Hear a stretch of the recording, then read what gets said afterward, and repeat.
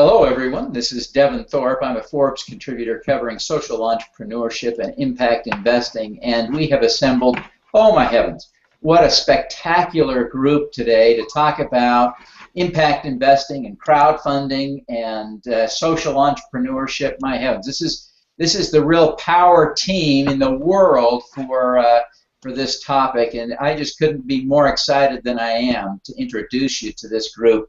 We have with us Daniela Foster, who is the Director of Public-Private Partnerships at the U.S. State Department. We have Rosedel Davies-Adewebi, who is the Project Manager for Social Entrepreneurship and Impact Investing at UN Global Compact. And Vincent Molinari, who is the CEO of Gate Global Impact. Welcome, all of you. I'm so glad to have you here. Hi, it's a pleasure to be here. Thank you, Devin. It's a pleasure. An impressive, wonderful group, and I just can't tell you how happy I am to have you all here with me today. Rosedel, why don't we start with you? Why don't you tell us what it is? What is the UN Global Compact? Sure, thanks, Devin. So the UN Global Compact is a strategic policy initiative that asks businesses to embrace 10 principles, universally accepted principles, in 4 key areas: human rights, anti-corruption, environment, and labor. And what we do at the Global Compact office in New York is provide a set of work streams, tools, and resources to help companies not only embrace these 10 principles, but also act in support of UN goals. Fantastic. And in contrast, Daniela, why don't you tell us what you're doing at the State Department?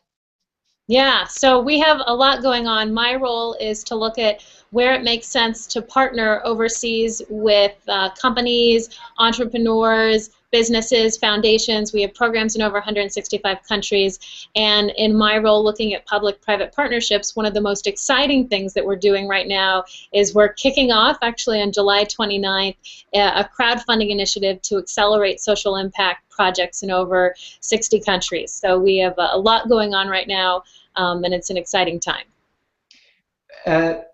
Vince, you have been, oh, looks like Vince lost his connection there, but Daniela, what do you see as being the magic of crowdfunding in international development? I get the sense that you're pretty serious about this.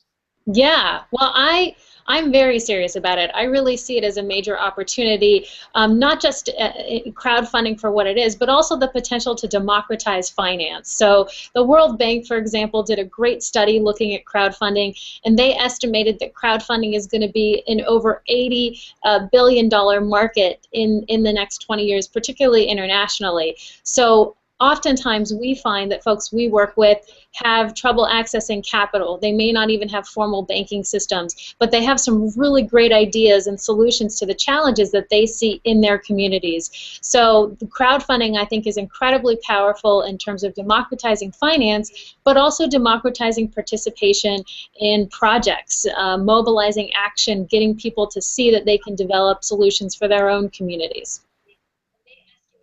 Daniela and Rosedel, I think one of you may be playing our interview in the background, and I wonder if you could check to see if you've got that playing, and we could turn that off, because I think we're getting an echo of our interview. Okay. Do either of you have that up in another window, perhaps? I don't see it in another window. Okay. Maybe it's me. Yeah, I've turned off all other windows, or closed all other windows. Oh, what a day. Still getting an echo? Okay, so, all righty, I apologize, everyone. Daniela, Rosedel, are you still there? Yes. Here. Okay, I think we've got that shut up now. I apologize for that. That's just terrible. It's been quite a morning here in Salt Lake, and I apologize.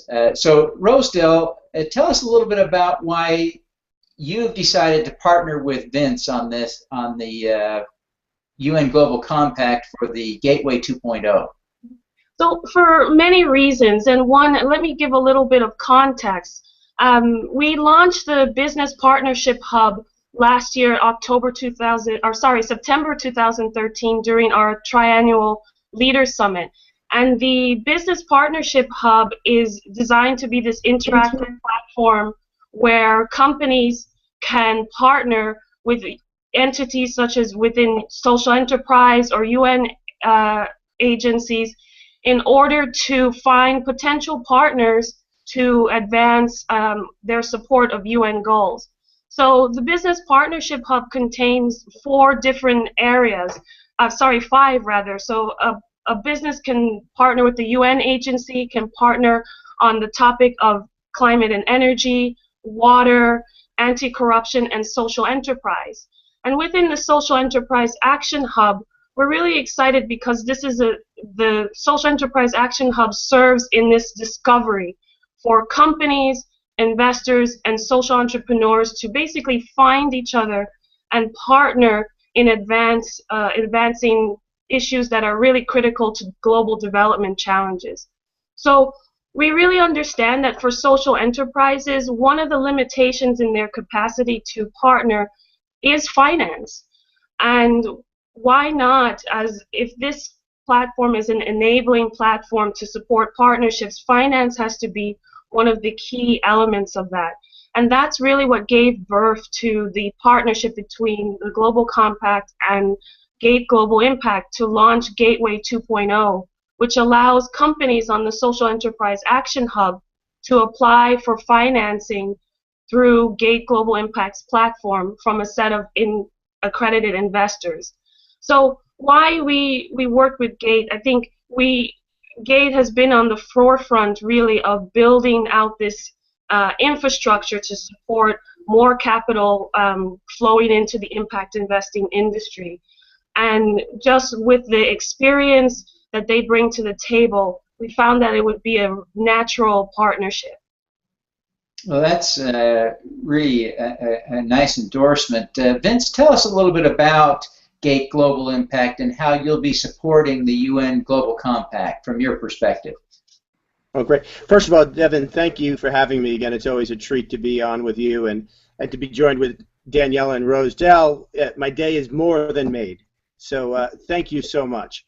And we are very fortunate to be able to partner with UNGC, to have a brand and the foresight of what Rosedel is doing alongside the rest of UNGC is truly amazing. And it's all part of our core mission as we look to create new market infrastructure to facilitate the movement of capital for good. And we think it's just amazing when you have an organization like UNGC, what Danielle is doing over at State Department, to have the public sector begin to bring visibility, to get that first evolution in the wheel going, and then to take systems like Gate Global Impact to be able to move the capital. That's such the important piece, to move the capital in a regulated format that gives investor protection, metrics, and we can deliver more capital for good to make a difference. I think that's the game changer, and it's going to be up to the private sector to really facilitate this deliverance of good and invest in a different way. So I think by partnering with UNGC, it's kind of a bit of combining the best of all worlds to really move capital for good in a sustainable way. Vince, what can you tell us about your investor network, this group of accredited investors who are operating on the site now?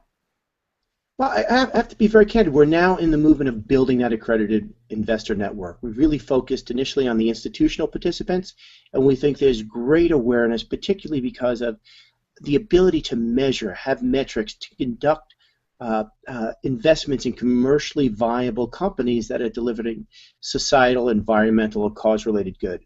So I think there's a lot of portfolio managers, family offices that have awareness there.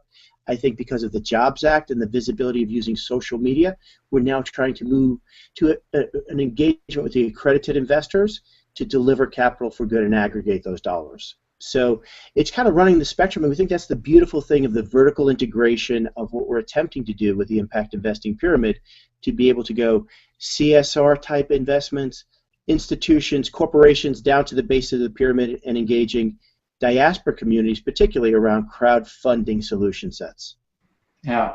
But it'll be interesting to see if corporations engage in making investments in socially responsible businesses or socially minded businesses as part of their CSR programs. That would be an exciting new source of capital.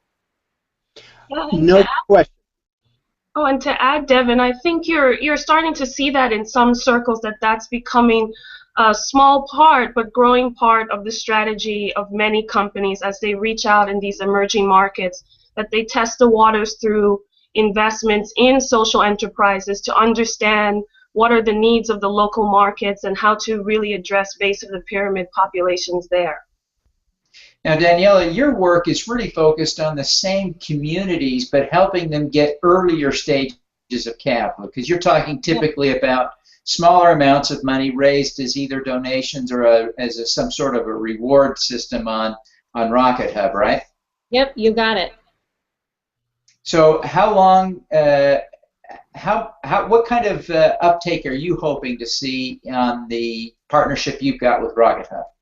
Yeah, so I think we're going to see a lot of exciting things unfold here. We have over 60 projects that are going to go live July 29th for a 45-day crowdfunding campaign. We know a number of those projects are focused on things like social entrepreneurship, how you engage women in rural communities in Africa, for example. There are also some interesting projects that are looking at different issues like disability rights and how folks with disabilities can actually use the internet and a work-from-home model to become entrepreneurs themselves. So there are a number of different things we're seeing. We're also seeing environmentally focused projects. So one of the things we're going to be looking at, we're actually partnering with Stanford to do a case study on this to look at how crowdfunding can actually accelerate some of these early stage ideas. So all of the projects that are going to go live on Rocket Hub have been previously funded by an innovation fund, and the second round funding is what they're going for on Rocket Hub, and that's going to help them accelerate their social impact projects. So they've all identified a challenge locally in their community and have identified an innovative solution to that challenge. They've implemented it, and this is to help them scale. Now, who are these entrepreneurs? They're scattered around the world. What's their connection to you and the State Department? Yeah, absolutely. So the 60 projects that I mentioned, these are all folks who have been through an international exchange program. So they've come to the U.S.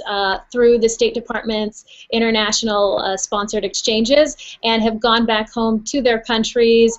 Typically, while they were here, they've met with their counterparts. We bring over entrepreneurs, researchers, scholars, students, youth, basically folks who are leaders in their communities, and will go back and continue to be agents of change. So this is the pool that we're working with, and these folks have applied to our innovation fund, received an initial grant, have implemented a successful project, and then are coming to Rocket Hub for second round funding to scale it.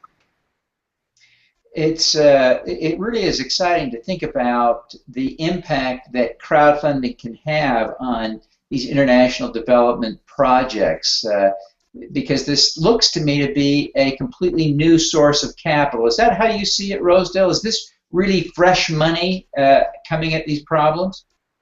Yeah, we would hope so, and I think it, as to Daniela's point, it's really exciting, this democratization of finance. So if you look at maybe an analogous industry, whether it was retail investing, you know, how did that grow? You know, it was this technological revolution that helped to bring people together, or bring people who were previously locked out of investing into the fold, and now you have a whole industry around it. So I think this is a really exciting time. There's so many opportunities, particularly in the diasporan communities who want to support development but have a real business focus. And then I think if you look at all of us together, what's exciting too is that there could be a chain of financing, or the supply chain of financing, if you will, from where there's capital from the idea stage all the way to the proof of concept to the maturity stage. So it's really exciting that crowdfunding can create that particular chain that allows companies to access the adequate financing at each stage of their growth. Have you two looked specifically at ways to help companies that are participating in Daniela's program this year, and to help them migrate onto the Gateway 2.0 project in the future? Devin, I love you for that. No pressure, Daniela. But if I could map it, Devin, that is absolutely the perfect handoff. As I think as we want to institute standardization and best practices across the investment continuum, we want to be in a position to help those companies continue to grow and access capital. So we're standing ready, willing, and able when Daniela is ready to give us the handoff to help grow that global boat. Yeah, well, and I think, I mean, that's a very interesting point, and Rosedel brought up the piece of the supply chain or pipeline, and I think that's incredibly important because that's definitely one of the things we're looking at. We have a lot of alumni who actually are social entrepreneurs. Some are at the early stages, some may be advancing in the pipeline, and we have talked about how do we plug people in at different parts of the pipeline and through to the continuum, and what does that look like? So it's definitely something that's on our mind, and I think we do also see this as a completely alternative source of financing, an alternative source of capital, which is very exciting. Well, this is an exciting space, and I'm sure that there are a lot of people who will be watching who are interested to understand how they can access this capital. So, Daniela, let's start with you. Clearly, your program is somewhat exclusive, but tell people who's eligible to participate, how we can learn more about participating. Yeah, so right now we're starting off with a pilot that I said is going to go live on July 29th. So these folks have actually gone through our innovation fund. They're going through for second round funding. But for people who want to get involved and support them, whether it's diaspora communities, expats, or other folks, the best way to follow them is through hashtag Impact Ideas on Twitter. So we're already seeing some interest generating there. We had a great web chat with the Rocket Hub co-founders yesterday, actually. So that's where we'll be following the projects through the course of the life cycle.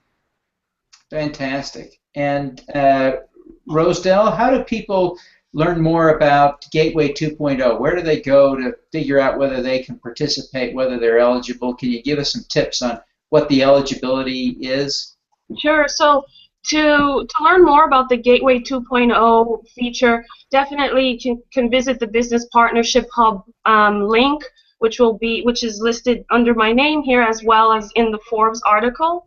And really, for us, we're looking at companies that have passed the proof of concept stage. So they're right at the pre-scale stage where their products are out in the market or services are out in the market, and they are looking for the right type of partnership and financing to take their businesses to scale.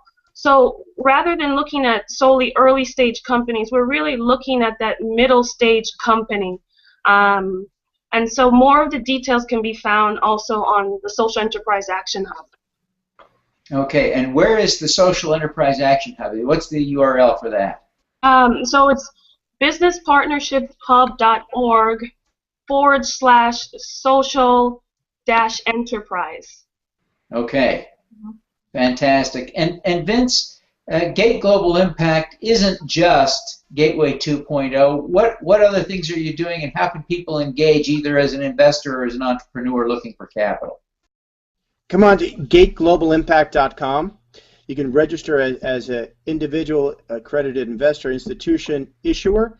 And I think the beauty of this conversation, which is beginning to grow, and Rosedel did an incredible job, I think it was 3 or 4 weeks ago, and I think it was probably one of the first of its kind webinars that had this level of collaboration.